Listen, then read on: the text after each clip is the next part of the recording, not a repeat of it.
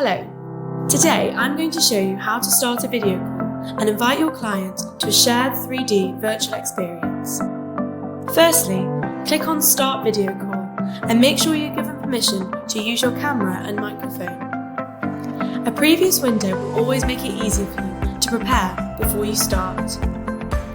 The next step is to copy and send the invitation to your client.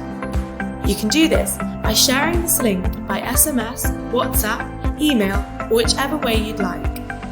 When the client clicks on your invitation, they will enter the video call directly, making a bell sound. From here, your experience of a 100% completely virtual visit will start.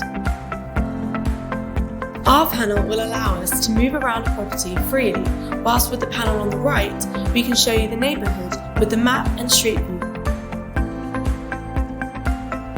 Not to mention being able to show the floor plans, 2D photographs of the property, and stopping the camera to have a comfortable conversation.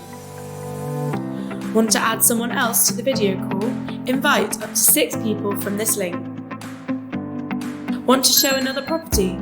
Switch properties by a simple click of a button and start another virtual visit without losing a minute of your time moving.